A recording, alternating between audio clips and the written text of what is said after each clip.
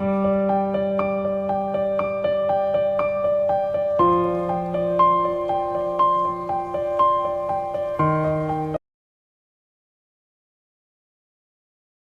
Friends, welcome to my channel. ఈ రోజు మనం ఈ వీడియోలో థర్డ్ ఎపిసోడ్ ని చూద్దాము. ఇప్పుడు ఎపిసోడ్ స్టార్టింగ్ లోనే ఏసున్ అలానే క్వాన్సిక్ ఇద్దరు పోలీస్ స్టేషన్ లో కూర్చొని ఉన్నారు. లాస్ట్ ఎపిసోడ్ లో వాళ్ళిద్దరూ కలిసి లార్జోన్ అని బాగా కొట్టారు కదా, అందువల్ల వాళ్ళిద్దరు ఇంట్లో నుండి పారిపోయి వచ్చి ఇక్కడ మాతో గొడవ పడుతున్నారని చెప్పి వాళ్ళు కంప్లైంట్ చేసినట్టు ఉన్నారు. అందువల్ల పోలీసులు ఇద్దరిని అరెస్ట్ చేసి తీసుకొని వచ్చినట్టు ఉన్నారు. ఇప్పుడు నెక్స్ట్ ఏం చేయాలి అన్నట్టుగా ఇద్దరు ఆలోచిస్తూ కూర్చొని ఉంటే పోలీసులేమో వీళ్ళిద్దరూ బాగా పొగరుగా కూర్చొని ఉన్నారు అనుకుని క్వాన్సిక్ నెత్తి మీద కొడుతూ ఉన్నారు. నెక్స్ట్ మన యేసుని కొట్టబోతూ ఉంటే క్వాన్సిక్ అడ్డుపడి ఆపుతూ ఉన్నాడు. ఏయ్, ఏంటి పొగరు చూపిస్తున్నావా అనేసి ఆ పోలీస్ అతను క్వాన్సిక్ ని కొట్టడానికి వెళ్తూ ఉంటే, మీరేమైనా చీఫ్ అధికారినా, మా మీద చేతులెత్తుతున్నారేంటి అని యేసుని అడుగుతూ ఉంది. దొంగతనం చేసింది మాత్రమే కాకుండా చాలా ఓవర్ గా మాట్లాడుతున్నావా, మేమేమి దొంగతనం చేయలేదు, వాళ్ళేం చెప్తే అది మీరు నిజమని నమ్మేస్తారా, మేమిద్దరం మైనర్లము కాబట్టి మీరే యాక్చువల్ గా మమ్మల్ని ప్రొటెక్ట్ చేయాలి అనేసి యేసున్ రూల్స్ మాట్లాడుతూ ఉంది. మీరు మైనర్స్ అయితే మిమ్మల్ని మేము ప్రొటెక్ట్ చేయాలని అతను అడుగుతూ ఉంటే, మీరే మమ్మల్ని ప్రొటెక్ట్ చేయాల్సిన అవసరం లేదు, తనని మాత్రం కొట్టకండి అనేసి యేసున్ అంటూ ఉంది. అది విని ఇంకొక అధికారి ఈ పిల్ల రాజకీయంలో చేరొచ్చని అంటూ ఉన్నాడు. ఇంకా లాభం లేదు, మీ పేరెంట్స్ ని స్టేషన్ కి పిలిపిస్తేనే మీకు బుద్ధొస్తుంది అని అంటూ ఉంటే, అదేం అవసరం లేదు, వాళ్ళమ్మ ఆల్రెడీ బయటే కూర్చుని ఉందని అతను అంటూ ఉన్నాడు. అంతలో అమ్మ కరెక్ట్ గా లోపలికి వస్తూ ఉంది. వాళ్ళ అమ్మ కోపంతో హీరోని 4 పీకుతుందేమో అని అనుకుంటే, వాళ్ళ అమ్మేమో నా పెట్టెక్కడ, నా బంగారం ఎక్కడ, మన వంశపారంపర్యంగా వస్తున్న బంగారు కప్ప ఎక్కడుంది అని అడుగుతూ ఉంది. క్వాన్సిక్ ఏమో ఏం మాట్లాడకుండా సైలెంట్ గా ఉండడంతో అమ్మ నేరుగా యేసున్ దగ్గరికి వెళ్లి నగల గురించి అడుగుతూ ఉంది. అది విని యేసున్ తలని పక్కకు తిప్పేసుకుంటూ ఉంది.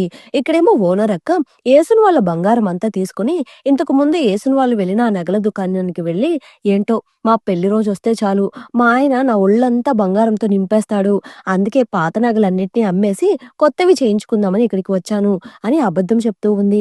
ఆ నగలన్నిటినీ చూడగానే ఆ గోల్డ్ షాప్ ఓనర్, ఈ నగలు ఆ పిల్లలవి కదా, ఈవిడికి ఈ నగలు ఎక్కడ దొరికాయి అనుకొని, అయినా నువ్వు లాస్ట్ మంత్ కూడా సేమ్ డైలాగ్ అన్నావు, నీకు పెళ్లి రోజు ప్రతి నెలా వస్తుందా ఏంటి అని ఆవిడని అడుగుతూ ఉంటే, అసలు నా పెళ్లి రోజు ఎప్పుడొస్తే నీకేంటి, ముందు డబ్బులు ఇవ్వు అని పొగరుగా సమాధానం చెప్తూ ఉంది. డబ్బులు లేవు ఏం లేవు అని చెప్పేసి ఆ షాప్ ఆవిడ ఈవిడ్ని తరిమేస్తూ ఉంది. ఇక్కడేమో అమ్మ వీళ్ళిద్దరిని పోలీస్ స్టేషన్ నుంచి విడిపించి బయటకు తీసుకుని వస్తున్నారు. ఇక విషయం అంతా తెలుసుకున్న అమ్మ నేరుగా లాడ్జి దగ్గరికి వెళ్లి గొడవ చేస్తూ ఉంది. అంతలో లాడ్జికి ఒక కస్టమర్ రావడంతో, ఆ డబ్బులు నాకివ్వండి, ఈవిడ నా బ్యాగ్ కొట్టేసింది, ఇది ఒక దొంగ లాడ్జి అని చెప్పేసి కస్టమర్స్ ఎవరిని లోపలికి రానివ్వకుండా పంపించేస్తూ ఉంది. దీంతో ఆ లాడ్జ్ ఓనర్ కి కోపం వచ్చి, ఇక్కడ నుండి వెళ్ళిపో లేకపోతే పోలీస్ కేసు పెడతానని బెదిరిస్తూ ఉంది. నా బంగారు చేపని నాకు ఇచ్చేస్తే నేను ఇక్కడ నుండి వెళ్ళిపోతాను అని అమ్మ అంటూ ఉంటే, ఏంటి బంగారు చేపనా, అది చేప కాదు కప్ప అని కంగారులో వాగేస్తూ ఉంది. ఇప్పుడు నెక్స్ట్ ఏం చేయాలో తెలియక అమ్మతో గొడవ పడుతూ ఉంది. ఇక అదే సమయంలో పోలీసులు అక్కడికి వచ్చి ఓనర్ అక్కని అరెస్ట్ చేసి, నువ్వు ఇలా చేయడం 10వసారి, నువ్వు నీ బిడ్డ భవిష్యత్తు గురించి కొంచెం కూడా ఆలోచించవా అనేసి ఆవిడ్ని అరెస్ట్ చేసి తీసుకుని వెళ్ళిపోతున్నారు. ఆ బంగారు షాప్ ఓనర్ ఉంది కదా, ఆవిడ వీళ్ళ మీద కంప్లైంట్ ఇచ్చి ఉంటుంది. ఆ తర్వాత అమ్మ లోపలికి వెళ్లి వాళ్ళ సామాన్లన్నిటిని తీసుకుని వస్తూ ఉంది. ఇక్కడేమో వీళ్ళిద్దరూ హ్యాపీగా బయట కూర్చొని ఈ గొడవతో మాకేం సంబంధం లేదు అన్నట్టుగా బర్గర్ తింటూ కూర్చొని ఉన్నారు. అంతలో అమ్మ అక్కడికి వచ్చి వాళ్ళిద్దరిని ఊరికి తీసుకుని వెళ్తూ ఉంది. ఊరికి వెళ్ళాక ఎవరింటికి వాళ్ళు వెళ్ళిపోతూ ఉన్నారు. మరుసటి రోజు యేసున్ స్కూల్ కి వెళ్తూ ఉంది. వీళ్ళిద్దరూ లేచిపోయిన మ్యాటర్ స్కూల్లో అందరికీ తెలిసి వీళ్ళ గురించి చాలా తప్పుగా మాట్లాడుకుంటూ ఉన్నారు. అంతేకాకుండా యేసున్ని ఇక మీదట స్కూల్ కి రావద్దని చెప్తారు. దీంతో యేసున్ పుస్తకాలన్నిటినీ కాలుస్తూ ఏడ్చుకుంటూ ఉంది. ఇక ఆ రోజు రాత్రి యేసున్ వాళ్ళ బాబాయ్ యేసున్ని బాగా తిడుతూ ఉన్నాడు. నీ వల్ల మన కుటుంబం పరువు పోయింది, ఊళ్ళో అందరూ దీని గురించి తప్పులుగా మాట్లాడుకుంటున్నారు అని బాబాయ్ తెగ తిడుతూ ఉన్నాడు. ఇక అదే సమయంలో క్వాన్సిక్ వాళ్ళ నాన్న క్వాన్సిక్ ని తిడుతూ ఉన్నాడు. ఇలా ఇద్దరి ఇళ్లల్లోనూ ఇద్దరి మీద తిట్ల వర్షం కురిపిస్తూ ఉన్నారు. ఇక అదే రోజు నైట్ యేసున్ వాళ్ళ బాబాయ్ యేసున్ని తిడుతూ ఉంటే, ఆ సమయంలో క్వాన్సిక్ అక్కడికి వచ్చి, నన్ను సస్పెండ్ చేశారు, యేసుని మాత్రం స్కూల్లో నుంచి పర్మనెంట్ గా ఎందుకు పంపించేశారు అని అడుగుతూ ఉన్నాడు.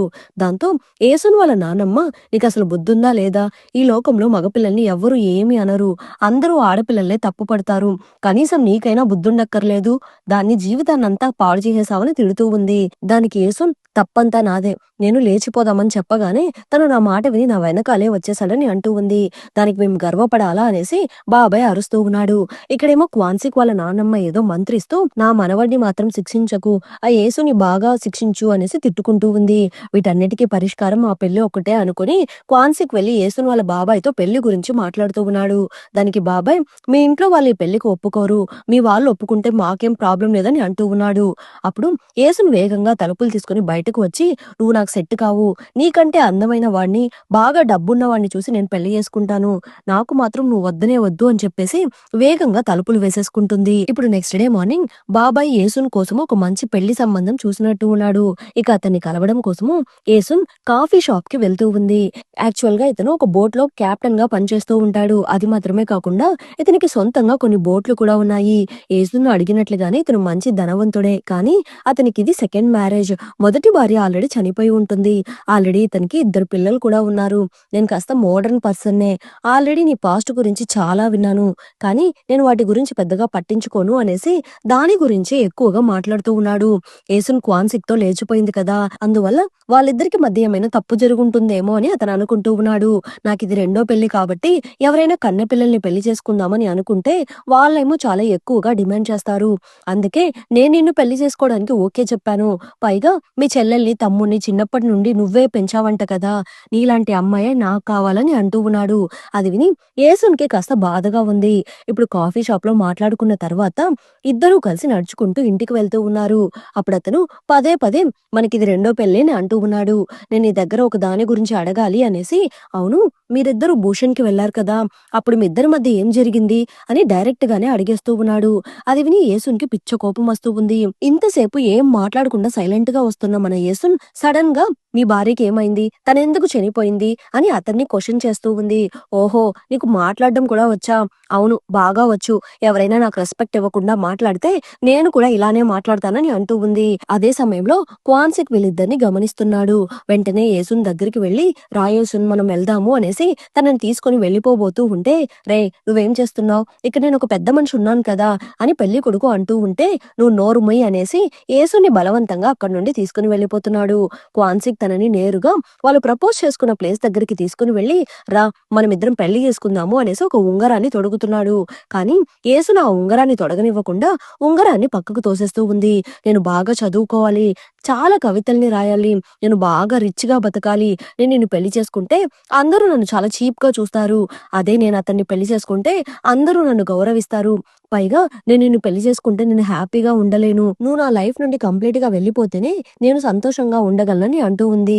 దాంతో క్వాన్సిక్ నేను నీ లైఫ్ నుండి వెళ్ళిపోవాలా అనేసి బాధపడుతూ ఉన్నాడు. క్వాన్సిక్ అక్కడ నుండి వెళ్ళిపోయాక యేసున్ క్వాన్సిక్ తొడిగిన రింగు కోసము వెతుకుతూ ఉంటుంది. కానీ ఎంత వెతికినా ఆ రింగ్ దొరకకపోవడంతో తన ఆ తోటలోనే కూర్చొని ఏడుస్తూ ఉంది. ప్రాణానికి ప్రాణంగా ప్రేమించిన యేసున్ తనని వద్దని చెప్పేసింది కాబట్టి ఇక్కడ ఉండి ఇంకేం చేస్తామో అనుకుని ఆ ఊరు నుండి దూరంగా వెళ్ళిపోతున్నాడు. అథ్లెట్ ట్రైనింగ్ తీసుకుని పోటీలో పార్టిసిపేట్ చేయడం కోసము వాళ్ళ కోచ్తో కలిసి అక్కడి నుండి బయలుదేరుతూ ఉన్నాడు. క్వాన్సిక్ వాళ్ళ అమ్మ అలానే నానమ్మ ఇద్దరూ కలిసి క్వాన్సిక్ కి బాయ్ చెప్తూ ఉన్నారు. అప్పుడు నాన్నమ్మ క్వాన్సిక్ వాళ్ళ అమ్మతో, ఎలాగోలాగా నీ కొడుకుని నీ దారిలోకి తెచ్చుకున్నావు, కానీ నిన్ను చూస్తుంటేనే నాకు కాస్త భయమేస్తుంది అని నాన్నమ్మ అంటూ ఉంది. అప్పుడే మనకు ఒక చిన్న ఫ్లాష్ బ్యాక్ ని చూపిస్తున్నారు. వాళ్ళిద్దరిని భూషణ్ నుండి వీళ్ళ ఊరికి తీసుకుని వచ్చిన తర్వాత క్వాన్సిక్ వాళ్ళ అమ్మ యేసుని మీట్ అయ్యి, యాక్చువల్ గా క్వాన్సిక్ పెద్ద అథ్లెట్ కావాల్సిందమ్మా, వాడికి ఇప్పుడు ఇంకొక మంచి ఛాన్స్ కూడా ఉంది, కానీ వాడేమో ఈ ప్రేమ దోమ అనేసి లైఫ్ ని స్పాయిల్ చేసుకుంటున్నాడు అని అమ్మ యేసున్తో చెప్పి ఉంటుంది. యేసున్ ఎప్పుడు తన ఒక పెద్ద కవయిత్రి కావాలని మాత్రమే చెప్తూ ఉండేది, కానీ క్వాన్సిక్ మాత్రం తనకి ఏది ఇష్టమో పెద్దగా బయటకు చెప్పుకునేవాడు కాదు. ఏదో జస్ట్ టైం పాస్ కోసమే అథ్లెట్ ప్రాక్టీస్ చేస్తున్నట్టు చెప్పేవాడు. కానీ అమ్మ ఇప్పుడు ఇలా అనడంతో యేసున్కి అంతా అర్థమైపోతూ ఉంది. వాడు లైఫ్ లో సెటిల్ అవ్వకపోవడానికి నువ్వే కారణమమ్మా, నువ్వే వాడికి హెల్ప్ చేయాలి అనేసి అమ్మ యేసున్కి బాగా బ్రెయిన్ వాష్ చేస్తూ ఉంది. ఇంకా అందువల్లనే యేసున్ క్వాన్సిక్ ని అవాయిడ్ చేయడం స్టార్ట్ చేసినట్టు ఉంది. ఇక షిప్ బయలుదేరబోతున్న సమయంలో క్వాన్సిక్ షిప్ లో నుంచి యేసున్ వస్తుందేమోననేసి చూస్తూ ఉంటాడు. ఇక్కడేమో యేసున్కి పెళ్లి బట్టలు కొనడం కోసము పెళ్లి కొడుకు తనని బట్టల షాప్ కి తీసుకుని వచ్చాడు. అప్పుడు అతను, వాడికి ఎంత ధైర్యము, నా ముందే నేను తీసుకుని వెళ్లిపోయాడు, వాడెంత వాడి బ్రతికి నీకెంత అని క్వాన్సిక్ ని తిడుతూ ఉన్నాడు. దానికి ఏసున్ క్వాన్సిక్ కి సపోర్ట్ చేసి మాట్లాడుతూ ఉంది. పోనీ మీరు నాకు ఒక జాబ్ ఇవ్వండి, నేను మీ పిల్లల్ని బాగా చూసుకుంటానని అంటూ ఉంది. ఓహో, నీకింకా వాడి మీద మోజు తీరలేదా? నువ్వు నిజం చెప్పు, ఆ రోజు మీ ఇద్దరికి మధ్య ఏం జరిగింది అని అడుగుతూ ఉన్నాడు. అది విని ఏసున్‌కి చిరాకు పుట్టి, నాకు నువ్వు వద్దు, నీ పెళ్లి వద్దు అనేసి అక్కడి నుండి క్వాన్సిక్ దగ్గరికి పరుగులు తీస్తూ ఉంది. ఇక కరెక్ట్‌గా అదే సమయంలో షిప్ బయలుదేరుతూ ఉంది. ఏసున్ పరిగెత్తుకుంటూ రావడాన్ని క్వాన్సిక్ వాళ్ళ నానమ్మ చూసేస్తుంది. కానీ ఎలాగో షిప్ స్టార్ట్ అయిపోయింది కదా, ఇంక తనేం చేయగలదు అనుకోని కాస్త ధీమాగా ఉంటున్నారు. కానీ అంతలో షిప్ స్టార్ట్ అయ్యి కాస్త ముందుకు వెళ్ళిపోతూ ఉంది. ఏసున్నేమో క్వాన్సిక్ క్వాన్సిక్ అని పిలుస్తూ ఏడుస్తూ ఉంది. ఇక అదే సమయంలో లోపలికి వెళ్తున్న క్వాన్సిక్ యొక్క బ్యాగ్ తెగి పడిపోతూ ఉంది. దాన్ని తీద్దాము అనేసి క్వాన్సిక్ కిందకి వంగుతున్నప్పుడు తనని ఎవరో పిలుస్తున్నట్టుగా అనిపిస్తూ ఉంది. ఎవరా అని తిరిగి చూస్తే అక్కడ యేసును ఉండడాన్ని గమనిస్తున్నాడు. వెంటనే షిప్ లోపలికి పరిగెత్తుకుంటూ వచ్చి షిప్ ని స్టాప్ చేయమని బ్రతిమలాడుతున్నాడు. కానీ అధికారులు ఎవరూ అతని మాటల్ని పట్టించుకోవడం లేదు. కోచ్ వెంటనే తనని పక్కకు తీసుకుని వెళ్లి ఎందుకు ఇలా చేస్తున్నావని అరుస్తూ ఉన్నాడు. క్వాన్సిక్ కి మాత్రం ఏం చేయాలో అర్థం కాక వెంటనే షిప్ నుండి సముద్రంలోకి దూకేస్తున్నాడు. ఇదంతా క్వాన్సిక్ వాళ్ళ బుడ్డ చెల్లెలు ఫస్ట్ గమనిస్తూ ఉంది. అమ్మ, అన్న సముద్రంలోకి దూకేశాడని అంటూ ఉంది. ఇక అక్కడున్న ఆడవాళ్ళందరూ క్వాన్సిక్ షిప్ నుండి దూకేశాడు అన్న మ్యాటర్ తెలిసి చాలా హ్యాపీగా ఫీల్ అవుతూ ఉన్నారు. అప్పుడు యేసున్ ఏంటి వీళ్ళందరూ ఇలా ఆశ్చర్యంగా చూస్తున్నారు అనేసి సముద్రాన్ని చూస్తూ ఉంది. అప్పుడు క్వాన్సిక్ సముద్రంలో ఈత కొట్టుకుంటూ వస్తూ ఉన్నాడు. ఎలాగో అలాగా క్వాన్సిక్ సముద్రాన్ని ఈదుకుంటూ యేసున్ కోసం కష్టపడి ఒడ్డుని చేరుకుంటున్నాడు. అది చూసి అందరూ చాలా హ్యాపీగా ఫీల్ అవుతూ ఉన్నారు. ఇంకా క్వాన్సిక్ ఒడ్డుని చేరుకుని యేసుని గట్టిగా హగ్ చేసుకుంటున్నాడు. ఏసిన్ ఇప్పుడు ఆ స్టోరీ అంతా వాళ్ళ పిల్లలతో షేర్ చేసుకుంటూ ఉంది. పక్కనే క్వాన్సిక్ వాళ్ళ చెల్లెలు కూడా కూర్చొని ఉంది. అప్పుడు క్వాన్సిక్ వాళ్ళ చెల్లెలు ఏసున్ వాళ్ళ కూతురుతో నీకొక మ్యాటర్ తెలుసా, మీ అమ్మకి పెళ్ళైన 8 నెలలకే నువ్వు పుట్టేశావని అంటూ ఉంది. యాక్చువల్ గా జరిగింది ఏంటి అంటే వీళ్ళిద్దరు లాడ్జ్ లో ఉన్నప్పుడే ఇద్దరు ఒకటైపోయి ఉంటారు. వీళ్ళ రొమాన్స్ వల్లనే ఆ ఫ్యాన్ కూడా విరిగిపోయి ఉంటుంది. క్వాన్సిక్ వాళ్ళ చెల్లెలు తాగిన మత్తులో ఇప్పుడు ఇవన్నీ చెప్తూ ఉంటే ఏసున్ ఏమో కాస్త సిగ్గుపడుతూ ఉంది. అది చూసి కూతురు షాక్ అయిపోతూ ఉంది. ఇక ఇలానే వదిలేస్తే చెల్లె ఏదేదో వాగేస్తుంది అనుకుని క్వాన్సిక్ చెల్లి దగ్గరికి వెళ్లి నీకు మందు ఎక్కువైంది, నువ్వు పిచ్చి పిచ్చిగా మాట్లాడుతున్నావు, నీ మొగుడు నీ కోసం ఇంట్లో వెయిట్ చేస్తూ ఉంటాడు, నువ్వు ముందు ఇంటికి వెళ్ళు అని పంపించేస్తూ ఉన్నాడు. ఆ రోజు వీళ్ళిద్దరూ లాడ్జ్ లో ఉన్నప్పుడు క్వాన్సిక్ ఎక్కడికో బయటకు వెళ్ళొచ్చాడు కదా, అది మరెక్కడికో కాదు, తను ఒక గోల్డ్ షాప్ దగ్గరికి వెళ్లి తన పాత ఉంగరాలన్నిటిని ఇచ్చేసి వెడ్డింగ్ రింగ్ కొనడం కోసమే వెళ్లి ఉంటాడు. ఆ రింగ్ నే యేసును ఆ రోజు విసిరి కొట్టుంటుంది. ఇప్పుడు కట్ చేస్తే మనకు ప్రెజెంట్ ని చూపిస్తున్నారు. వీళ్ళు ప్రపోజ్ చేసుకున్న ఆ ప్లేస్ ఇప్పుడు ఒక పెద్ద టూరిస్ట్ ప్లేస్ లాగా మారిపోయింది. అక్కడ ఒక చిన్న పాప నడుచుకుంటూ వెళ్తూ ఉంది. అప్పుడు తనకు ఒక ఉంగరం కనిపిస్తూ ఉంది. ఇదేంటి అనేసి దాన్ని తీసుకోబోతూ ఉంటే పాప నువ్వు ఇక్కడేం చేస్తున్నావు అనేసి వాళ్ళ నాన్న వచ్చి తనని అక్కడ నుండి తీసుకుని వెళ్లిపోతూ ఉన్నాడు. క్వాన్సిక్ యేసున్ కోసము వెడ్డింగ్ రింగ్ చేపించుంటాడు కదా, ఆ రింగే ఇది. అది ఎంత ఎతికినా అప్పుడు యేసున్ కి కనిపించలేదు కదా. ఇప్పుడు యేసున్ క్వాన్సిక్ ఇద్దరు కలిసి పెళ్లి బట్టలు సెలెక్ట్ చేసుకుంటూ ఉంటారు. అక్కడే క్వాన్సిక్ వాళ్ళ అమ్మ కూడా ఉంటుంది. క్వాన్సిక్ యేసున్ దగ్గరికి వచ్చి నీకు ఈ డ్రెస్ నచ్చిందా, నచ్చితే తీసుకొని అంటూ ఉన్నాడు. ఇక యేసున్ క్వాన్సిక్ తో నా జుట్టు లీవ్ చేసుకోనా లేక ముడి పెట్టుకోనా అని అడుగుతూ ఉంటుంది. క్వాన్సిక్ ఏమో నువ్వు ఎలా ఉన్నా అందంగానే ఉంటావని అంటూ ఉన్నాడు. నెక్స్ట్ వీళ్ళిద్దరికి పెళ్ళైపోతూ ఉంది. ఈ ఎపిసోడ్ అంతటితో ఎండ్ అయిపోయింది. మళ్ళీ నెక్స్ట్ ఎపిసోడ్ లో కలుద్దాం. ఈ ఎపిసోడ్ ఎలా ఉన్నదో తప్పకుండా కమెంట్ చేయండి. ప్లీజ్ సపోర్ట్ చేయండి. Thanks for watching.